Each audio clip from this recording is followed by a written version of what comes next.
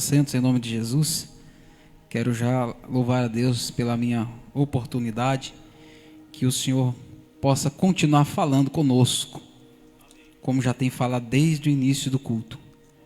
Ô Luan, deixa o microfone igual quando a pastora do Senhor estava falando aqui, meu irmão, porque, rapaz, eu já podia ir embora depois da saudação da pastora, que eu já tinha recebido a minha bênção. Muito obrigado, pastora, por dar lugar a Deus e por deixar Deus usar a vida da senhora e a cada um dos irmãos que nos antecederam. Queira por bondade abrir a sua Bíblia comigo. Prometo aos irmãos que serei breve. Respeitarei o horário, não passarei das 10. Amém. Tem gente comigo, meu pastor. Isso é um motim. Prometo, irmãos. Até as 9 terminamos.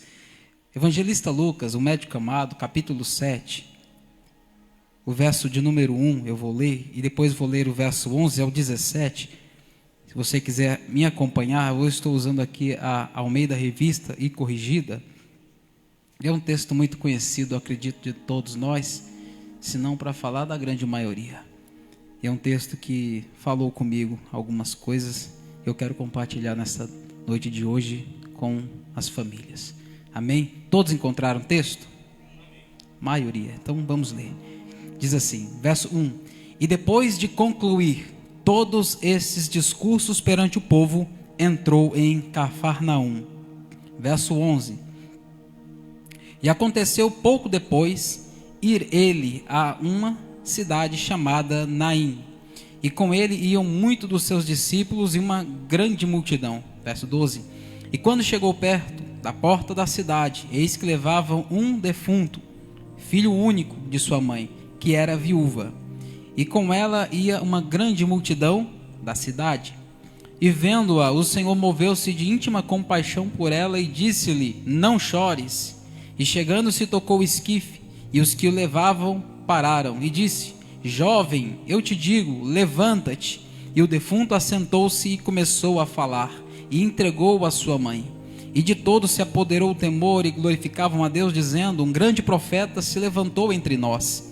E Deus visitou o seu povo, e correu dele esta fama por toda a Judéia e por toda a terra circunvizinha.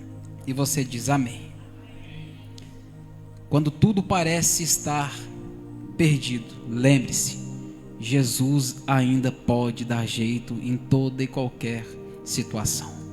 O evangelista e médico Lucas, esta escrita, esta fala, esta narrativa a qual nós fizemos a leitura é de exclusividade dele.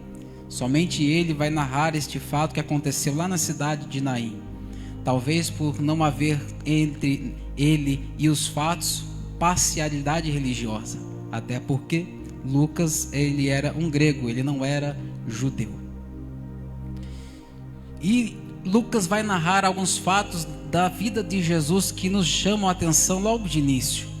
Quando nós vemos que ele vai fazer a sua narrativa, ele vai narrar alguns milagres que Jesus operara. Jesus, por onde ele passava, ele curava. Cego enxergava, morto era ressuscitado, endemoniados eram libertos, cativos oprimidos eram libertos. Então, por onde Jesus passava, milagres afluíam e grandes multidões o acompanhavam. E Jesus, ele está em Cafarnaum. E Cafarnaum sabemos que é uma cidade marítima, das partes baixas. E quando ele está em Cafarnaum, certa feita, ensinando e pregando, grande multidão está à espreita para ouvir Jesus pregar, dentro da casa e fora da casa também.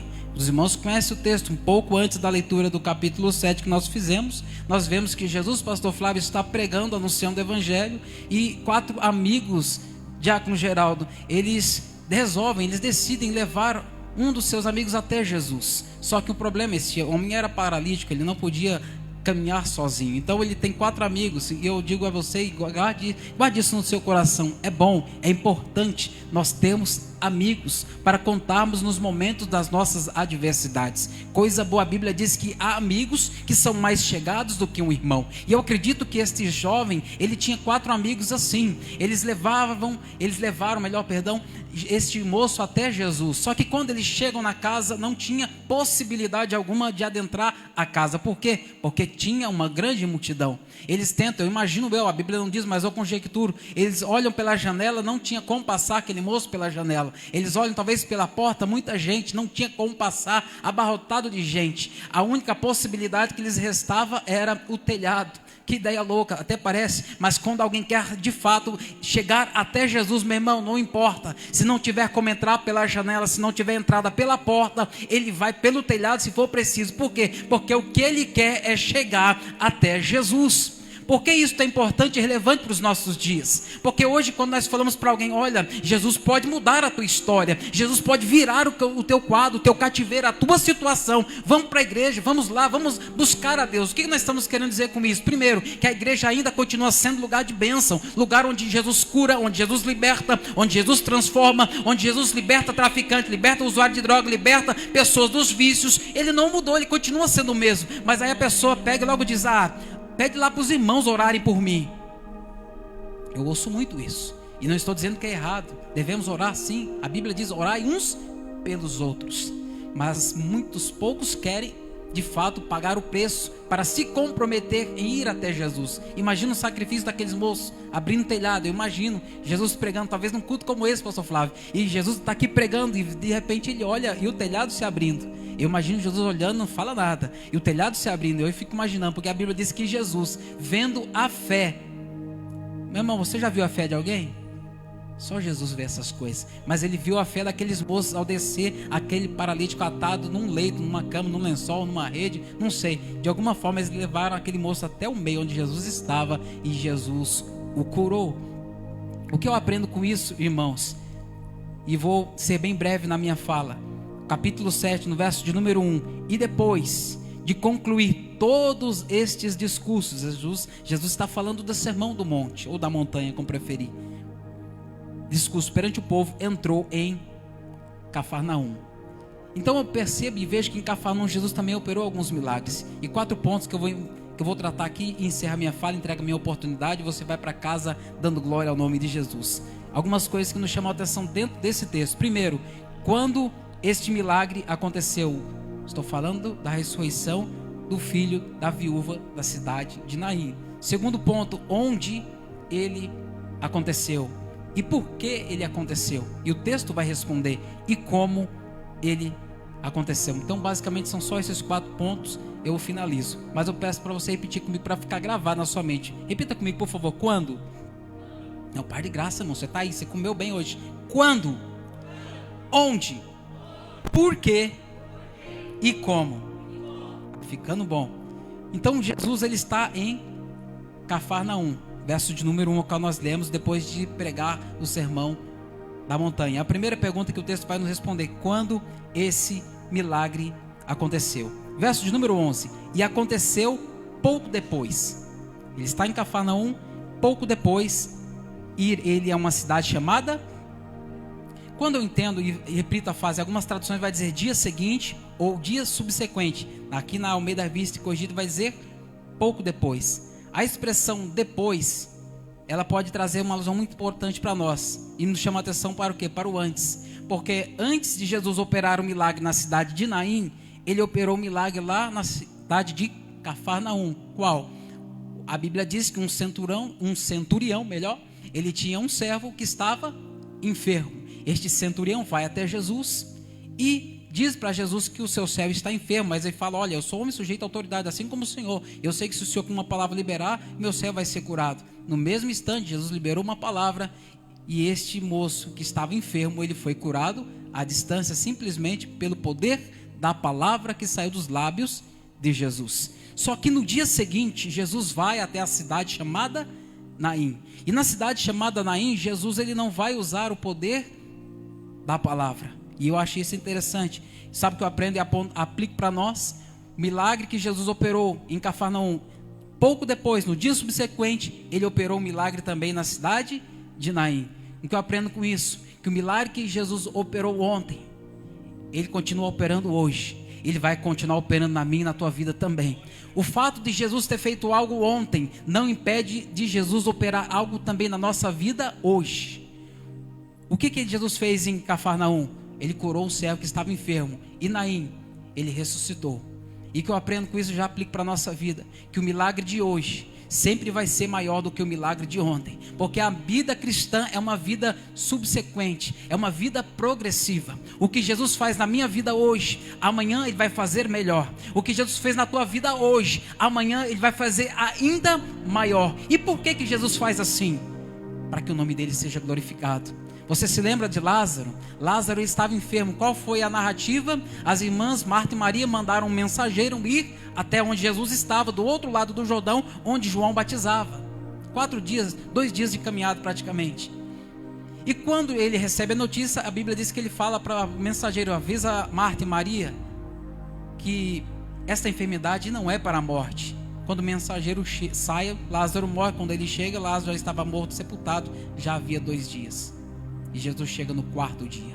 Sabe o que é isso? É Jesus me dizendo para mim e para você que eu ainda tenho controle sobre a morte. Porque quando nós falamos, alguém usa esse discurso, talvez no mundo, que não tem jeito para a morte. Pode até não ter para o mundo, mas para Jesus tem, porque Ele diz, a Bíblia diz e está escrito: aquele que crê em mim, ainda que esteja morto, viverá. Lázaro reviveu da mesma forma. Então aprenda isso e guarde isso no teu coração. Ele fez milagre no dia anterior lá em Cafarnaum, mas no dia seguinte ele faz o milagre também em Naim.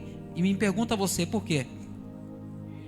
Porque o fato dele ter feito ontem não impede ele fazer hoje, irmãos. Sabe por que eu digo isso e achei importante para nós? Porque, como a pastora que nos antecedeu aqui falou, muitas das vezes nós nos pegamos preocupados, ansiosos, angustiados, com problemas e situações que nós já vencemos ontem. E nós estamos vivendo talvez hoje e muitas das vezes nos esquecemos do milagre de ontem, achando que ontem Jesus não pode fazer o maior ou melhor do que hoje. As circunstâncias, as adversidades, os problemas que nos afligem hoje, nós já vencemos lá atrás. E eu pergunto, como diz a canção: por que te perturbas, ó minha alma? Por que te perturbas dentro de mim? Por que andas tão inquieto, ansioso? Eu falo isso para mim também. Porque nós hoje, nos nossos dias atuais, nós vivemos em momentos de muita tensão, de muito estresse, de muita ansiedade, por conta de situações e coisas que nós não vamos conseguir resolver. É igual hoje, nós estamos aqui dentro de um culto, glorificando, buscando a Deus. E tem gente que está preocupada já como que vai resolver a situação de amanhã. Calma, santo, tu nem chegou lá ainda. Vai na força do Rubinho Barrichello, né? Recebi a mensagem dele hoje de manhã, mandando Feliz Natal para os irmãos. Brincadeiras à parte, mas vai devagar, meu irmão. Está entendendo? Os irmãos estão rindo. Eu sempre pedi para Deus, quando eu for pregar a tua palavra, eu achava lindo aqueles irmãos que pregavam e descia, descia com força minha Bíblia e os irmãos choravam. Eu quero ser assim também, Senhor. Mas não foi assim que Deus me fez, irmão. Deus me fez desse jeito. Me perdoa, tá? Se você está rindo. Deixa eu beber água.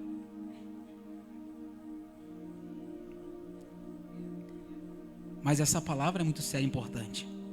Guarde isso no teu coração. Todo dia é dia de milagre. Outro ponto importante que eu pergunto para vocês: qual dos 2 milagres você julgaria ser mais importante ou mais espetacular, mais miraculoso, eu posso assim usar essa palavra? A cura de um servo ou a ressurreição de um filho? Qual traria talvez mais impacto? Pode responder, meu irmão, você está aí. Ressurreição.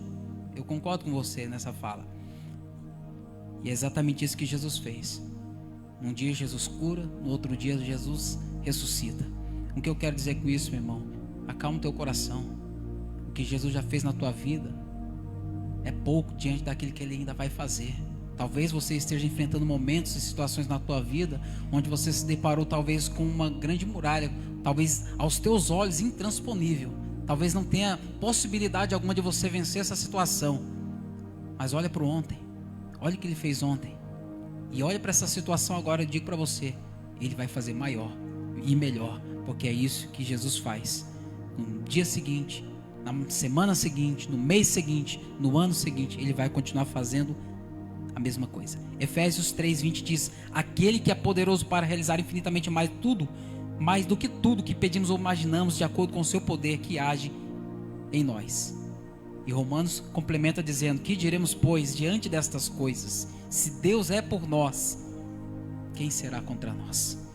Meu irmão, que nós possamos guardar o nosso coração o Salmo 23, verso 4: mesmo que eu ande no vale de sombra e morte, não temerei perigo algum, pois tu estás comigo, a tua vara e o teu cajado me consolam.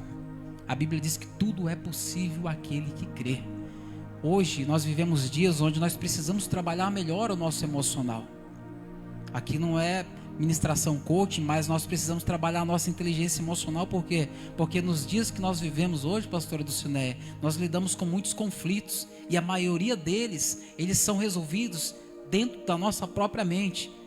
E muitas das vezes, é o que o pastor Flávio sempre comenta, e é uma grande verdade, pastor. Às vezes quando as pessoas estão angustiadas, com crises, com problemas adversos nas suas vidas, o primeiro lugar que elas decidem deixar e abandonar é a igreja.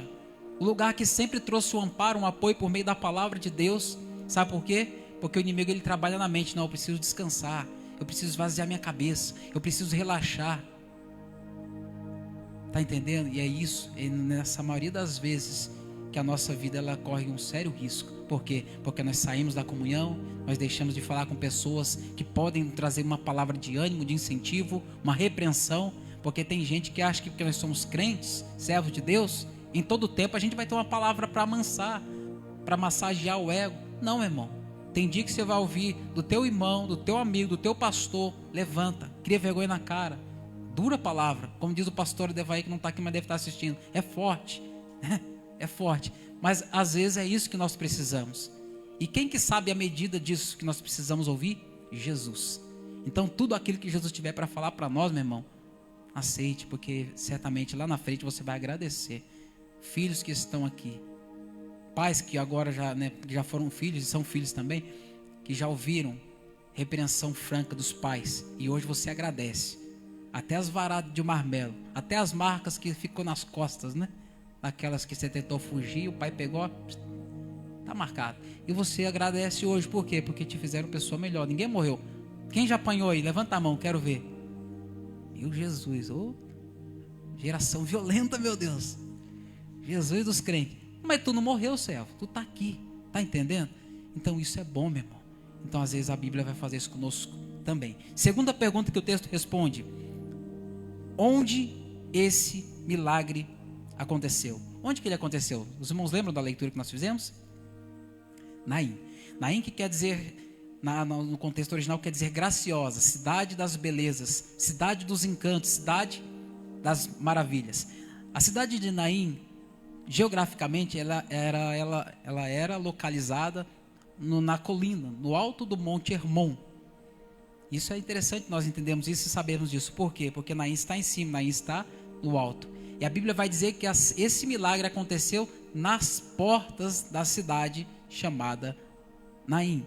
Imagina um período em que não havia praças, em que não havia os lazeres que nós temos aqui, não havia shoppings, centers, eu posso assim dizer. Português meu nunca foi muito bom. Imagina um período em que as cidades não tinham nada disso, desses entretenimentos. Tudo era feito, as portas da cidade, porta aqui é objeto de ataque ou de defesa? De defesa. Então, todas as cidades tinham portas. Então, as portas de uma cidade eram lugares muito importantes. Juízes julgavam as portas da cidade. Negociantes negociavam as portas da cidade. Até que o que não devia ser feito era feito nas portas das cidades. Não vou entrar em detalhes aqui, mas você entendeu, ali na Faria Lima. Então, na porta da cidade, os mendigos pediam esmolas. Então, as portas da cidade aqui nesse contexto era muito importante. Reuniões importantes eram marcadas nas portas da cidade. E dentro disso, eu poderia falar de pelo menos 4 encontros que nós encontramos dentro desse texto. E vou ser breve. O primeiro encontro que nós encontramos dentro desse texto, nas portas da cidade chamada Naim, é o encontro dos inimigos. Aqui nas portas da cidade de Naim, a morte se encontrou com a vida. A rainha das trevas se encontrou com o príncipe da luz. O encontro dos inimigos dentro da cidade de Naim vai mostrar o contraste do cenário. O príncipe da vida se encontrando agora com um culto fúnebre, funesto, levando consigo a morte. Irmãos, eu fico imaginando esse evento na realidade ele é um tanto que simbólico. Jesus representando a vida e aquele menino, a morte daquele jovem representando a morte. Então são inimigos opostos, até porque não é normal um jovem na sua pouca idade falecer. Aliás, a morte em si ela é algo antinatural, porque dentro de nós há um sentimento de eternidade. A morte não é natural por quê? Porque lá em Romanos capítulo 6, verso 23, Paulo vai dizer que o salário do pecado é a morte. Então a morte é algo antinatural, a morte não é algo comum. E um jovem morrer com sua pouca idade, muito menos ainda. E aqui é o primeiro encontro, o encontro dos inimigos.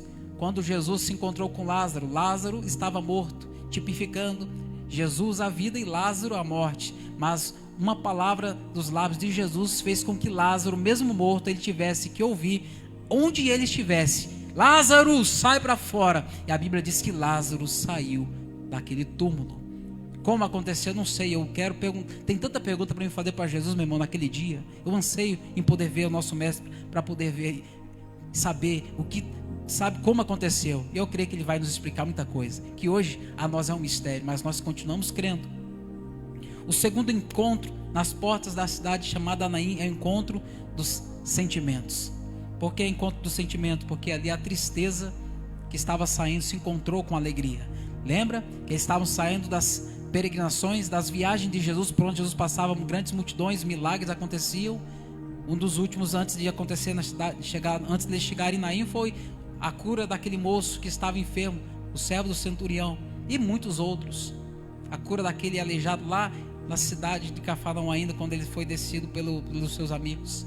Então aqui é o encontro do sentimento. Nós vemos aqui a dor e a compaixão, a morte e também a vida. Sentimentos opostos, luto e o desespero representados pela mãe, a esperança e a vida representados por Jesus. Nós vemos Jesus demonstrando compaixão diante de um sentimento de dor e de angústia. Eu aprendo com isso que na porta onde houve esse encontro, o encontro dos sentimentos, Jesus, ele conhece a minha e a tua dor, porque ele conhece a nossa história, ele conhece a nossa estrutura. Não pense você que Jesus se alegra quando você está passando por momentos de adversidade, mas eu quero dizer algo para você: até mesmo nos momentos de adversidade, de angústia, Jesus, ele está trabalhando no meu e no teu coração para nos fazer pessoas melhores. A Bíblia diz que todas as coisas cooperam para o bem daqueles que amam a Deus. Então nada na nossa vida, meu irmão, é por acaso. Quem aqui que já nunca passou por... Quem que já passou por depressão? Pode levantar a mão, meu irmão, por favor. E você venceu? Hoje você é alguém que pode ajudar outras pessoas a vencer o mesmo. Quem que já passou aqui por desemprego?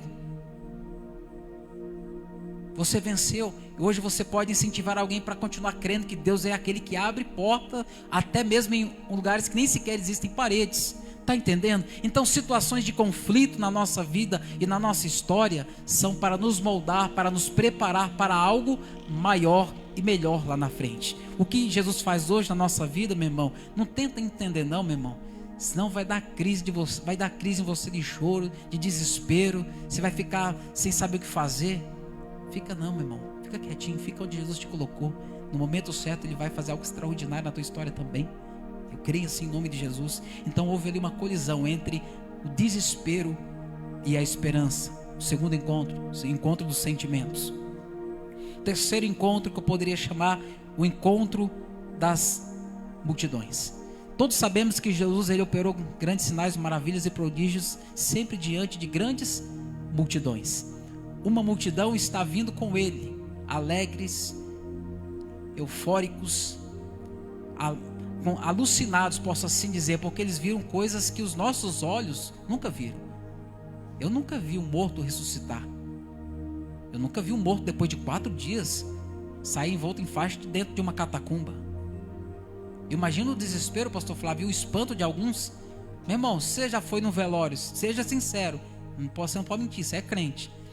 Você vai lá no velório de alguém, a pessoa está sendo sepultada, e chega de repente alguém lá, né, um discípulo do apóstolo Paulo, ele ora com fé, e aquela pessoa ressuscita. Você fica lá dentro, meu irmão? Eu duvido, meu irmão. Tu corre, e tu é crente, hein? Nós cremos nessas coisas, mas os nossos olhos nunca viram. O nosso psicológico, o nosso emocional, talvez, pastor, eu acredito, não sei, talvez não esteja preparado para ver estas coisas.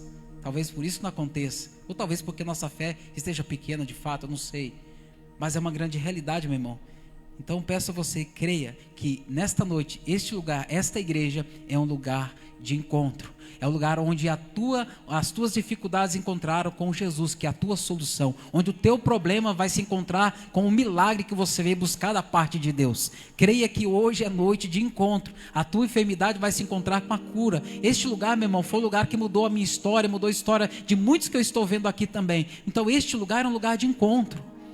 Quando nós falamos para alguém, ei, irmão, vai para a igreja, vai para o culto, vai ouvir a palavra, Deus quer falar com você.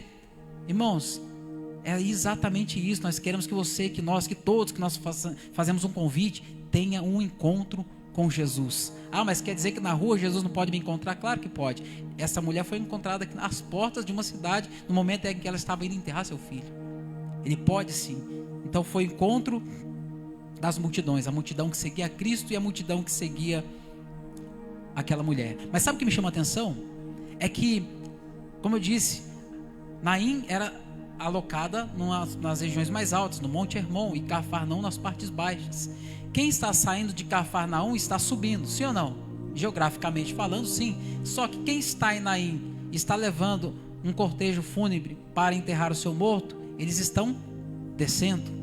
E isso eu achei super interessante, porque eu quero dizer para você, quem está descendo de Naim está descendo para o cemitério, está indo em direção à cova. Mas quem está saindo de Cafarnaum, indo sentido a Naim, está subindo, está caminhando para a cidade das belezas, a cidade charmosa, a cidade graciosa, que este é o significado do seu nome, está caminhando para a cidade celestial. Eu quero liberar uma palavra de Deus para a minha vida e para a tua vida também. Nós não somos daqueles que estão descendo para a cova, nem para a sepultura, nem para o cemitério. Nós somos daqueles que estamos subindo rumo ao céu de glória, a eternidade que Jesus nos prometeu. Então a morte, meu irmão, não é o fim para mim e para você. A morte é só um estágio, é só uma pequena ligação que vai nos conectar com aquele grande dia.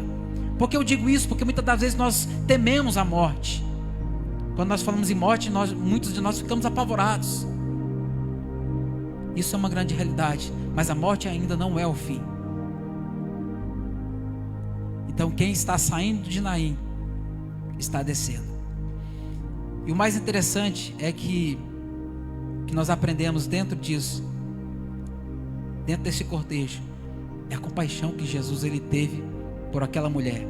Entenda que se Jesus chega um pouquinho depois, aquele jovem já teria sido enterrado. Se Jesus chega antes, ele ainda estava talvez, ou sei lá, ou estivesse vivo, ou ainda estava sendo velado dentro de casa, não sei.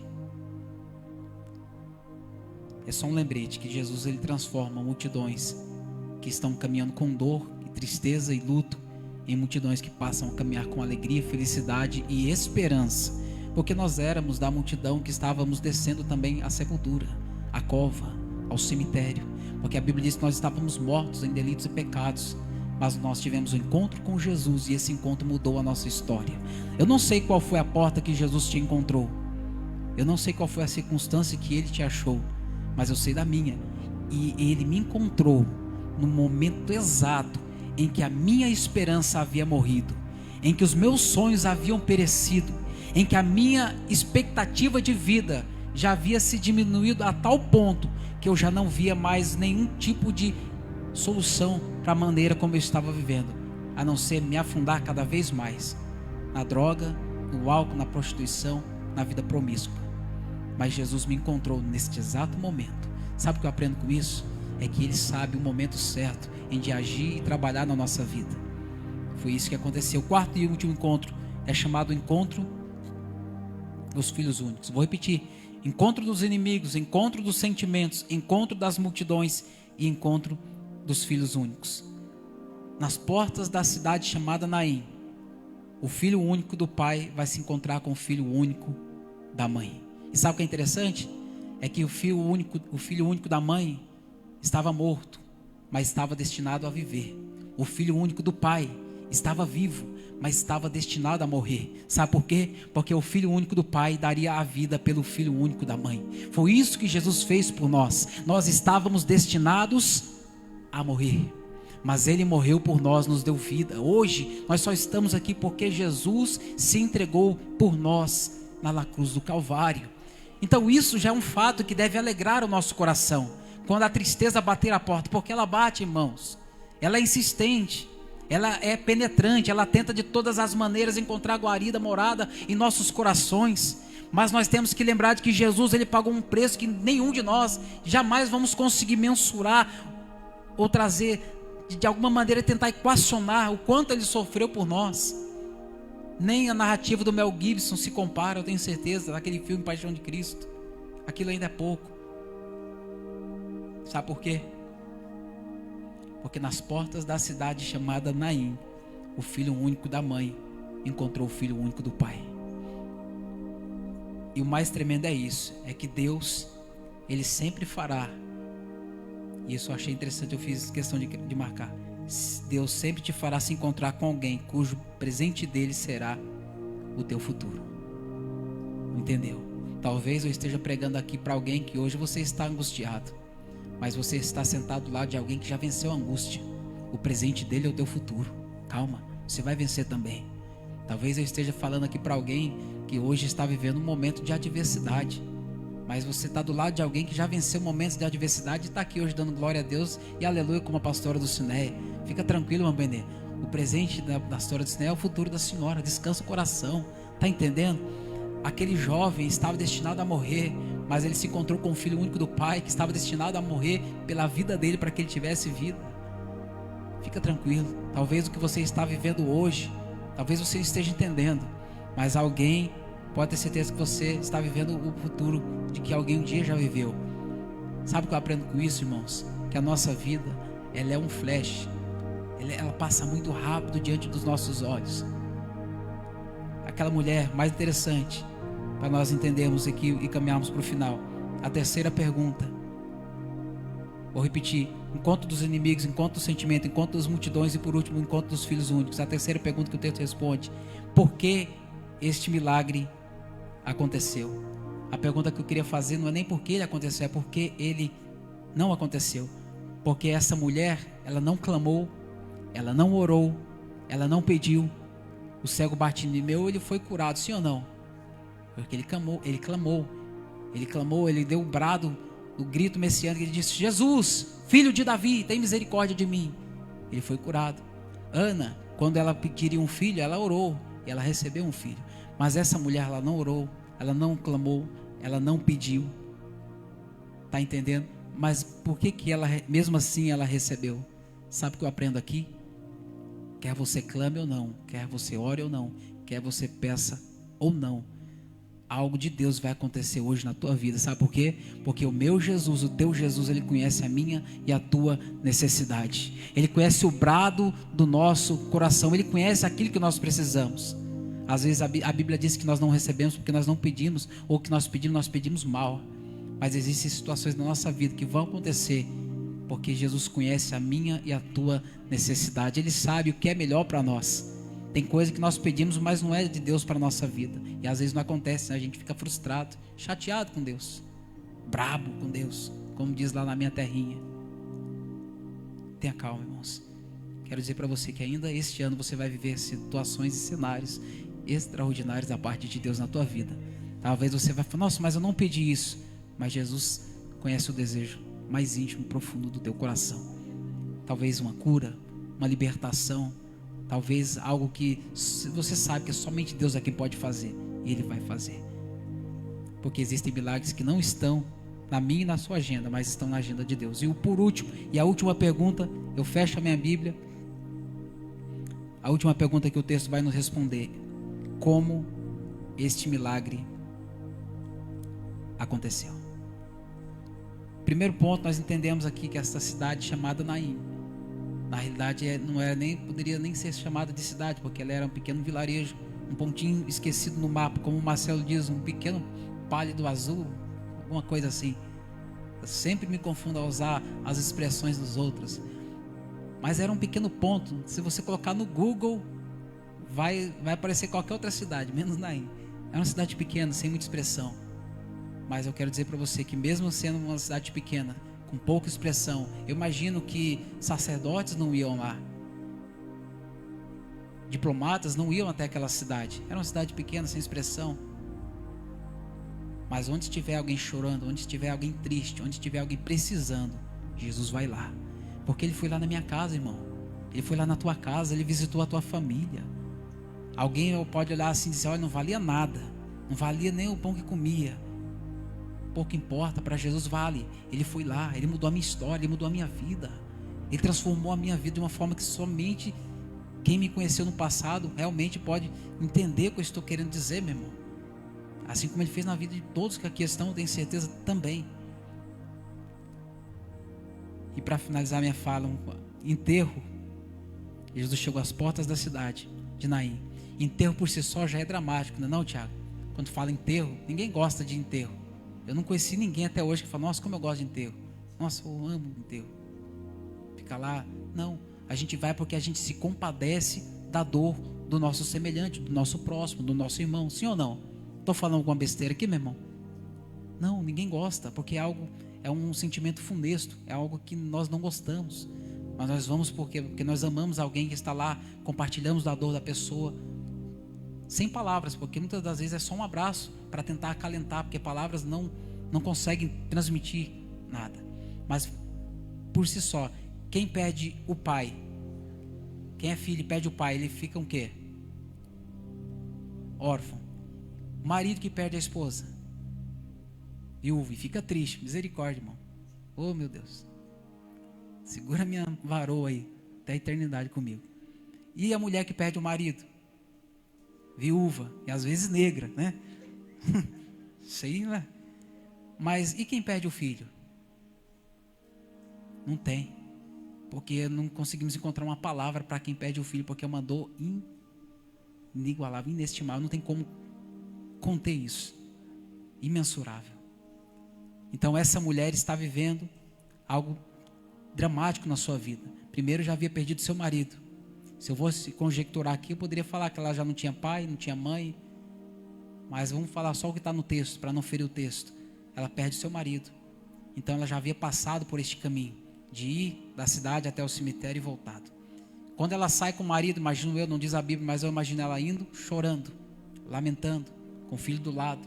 E volta chorando. Porque este é o sentimento de qualquer um de nós, pastor, quando vai num velório de alguém, de conhecido, de um irmão, de uma família. A gente vai chorando, volta chorando. Não é fácil, irmãos.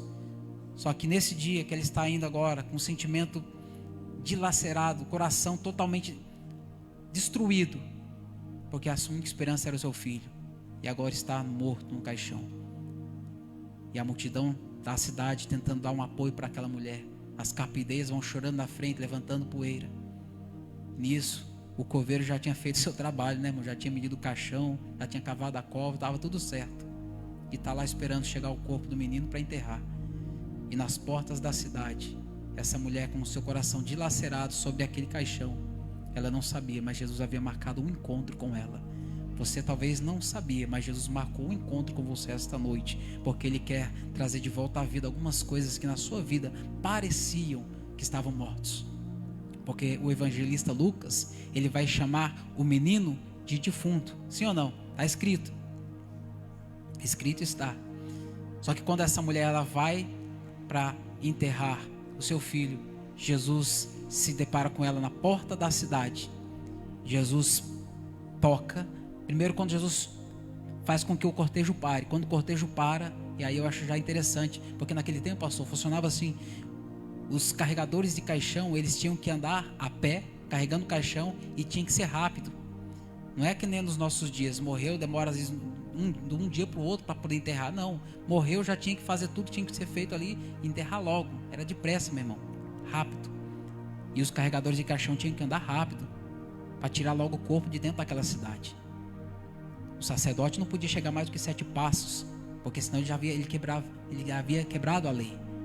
Jesus não se importa, pouco se importa com isso, porque Jesus, ele chegou, tocou o esquife, os carregadores de caixão tiveram que parar, o cortejo. E Jesus não vai chamar o jovem de defunto. Vai falar: jovem, eu te digo, levanta-te. Talvez alguém olhou para você e disse: você é defunto, seus sonhos morreram, a expectativa acabou para você, o teu sonho já era, virou defunto. Mas Jesus chegou para dizer para você: ei, você é jovem, levanta-te, se põe de pé, caminha. A Bíblia diz que o menino se colocou, ficou de pé. Jesus o entregou à sua mãe. Aquela mulher, ela até foi chorando, mas agora ela voltou sorrindo.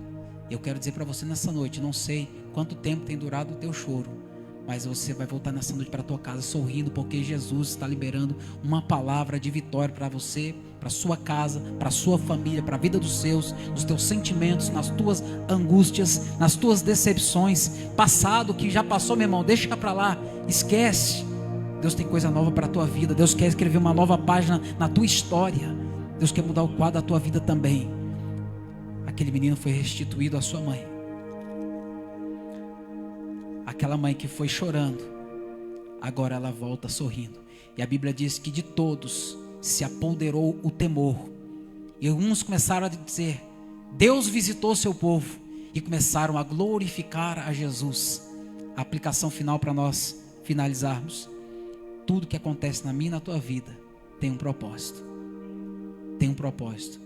Ah, mas até na dor tem um propósito de Deus, para que o nome dele seja glorificado. Aquela cidade viveu algo extraordinário, assombroso, que jamais, certamente, enquanto eles viveram naqueles tempos, se esqueceram. E isso Deus vai fazer também na sua vida, na sua casa, na sua família. Algo assombroso, algo que você jamais vai se esquecer, algo que você vai olhar para você mesmo, para a tua história, e vai dizer: realmente, só Deus para ter feito isso na minha história. Amém, meus irmãos? Quero agradecer a Deus pela minha oportunidade. Eu queria pedir, você posso orar com a igreja, meu pastor? Para você colocar